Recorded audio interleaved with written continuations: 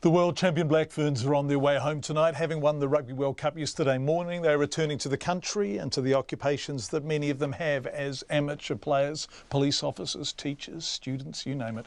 The things you do when you're not beating England to be the best women's rugby team in the world. This morning I called their excellent media person Meredith Keys to talk to someone in the team, and they were just boarding their flight out of Ireland. So Meredith passed her phone to the person in any rugby team most likely to have something to say, the halfback, in this case, Kendra Cocksedge. I'm sitting in a seat on a plane on the tarmac in Dublin. And so you were heading home. You're about to take off and head home. Yes, and we can't wait. We're super excited to arrive back in Auckland. And where is your Rugby World Cup winners medal as we speak?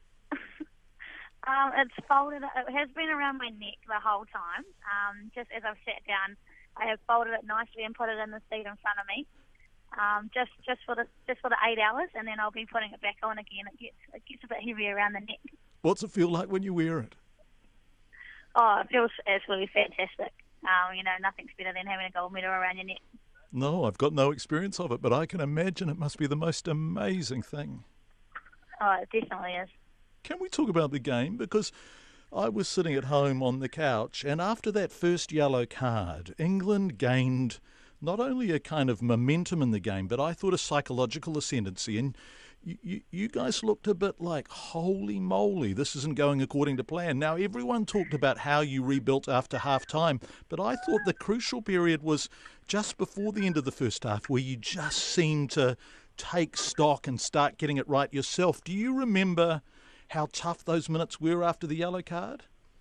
Yeah, I mean, it's always tough when you go down to 14 players, but we've trained for it the whole time. So, and actually throughout the tournament, when we had a yellow card, we've actually scored tries. So for us, it was a little bit the opposite way. But the girls stayed really composed, and they play their heart out. And England did get a bit of a roll on there, but yeah, it was very crucial just before half time that we got that try, and we started to get up and get a little bit of composure and get our structure back. Yeah, you did. And the structure was very much around making the tight work, which of course brings you as halfback into the game in an extraordinary fashion. Have you any idea how many times you handled the ball in that game?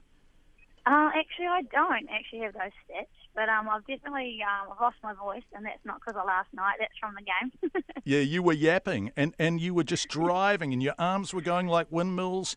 And the forwards, yeah. I mean, the forwards played an extraordinary game, didn't they? Oh, they played outstanding. Like the whole tournament, our backs have been good as well, and for the forwards to be able to, dominate in that game, England weren't ready for that. They thought we were going to get it out wide to our speedsters, like Portia. But the fact that we beat them up front, I don't think they liked that much. But no, the girls did really well. No, they didn't like it, and their forward pack is formidable, so beating them up front really says something. You know what's really exciting being back in New Zealand is that everyone is talking about it. And all of a sudden, women's rugby, which we've actually been very good at for a long time, and as you know, world beaters, more often than not, is suddenly really on the map. And that's a wonderful thing, isn't it? Yeah, I mean, it is. We've had the support we've been getting from home the last month has been absolutely fantastic, and we've got it's just really, really cool to be all over the news, and the girls really appreciate the support that we've been getting from home in the last month. What do you do when you're not playing rugby, Kendra?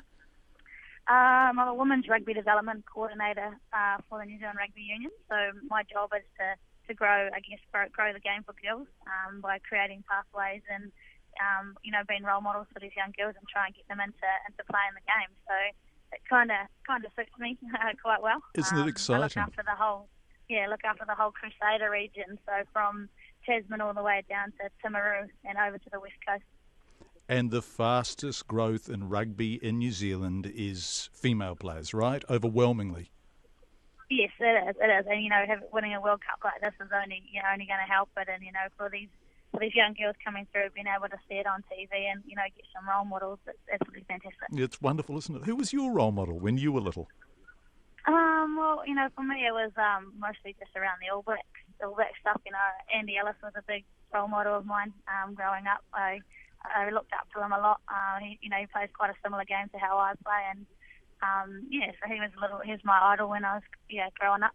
And he was a fantastic Canterbury and All Black halfback, but also, and this is so blindingly obvious, I'm embarrassed to say it, he's a bloke. And now, like every Saturday morning, my next door neighbour, who I think is 8, she goes off and plays for the Ponsonby Ponies, right? And now her role models can be women like you. Yeah, and that's what's really cool is that that's exactly what we want to do is inspire these young ones, and for them to be able to see these games being played live and winning a World Cup, is going to get more girls into the game. Kendra Cocksedge, World Cup winner.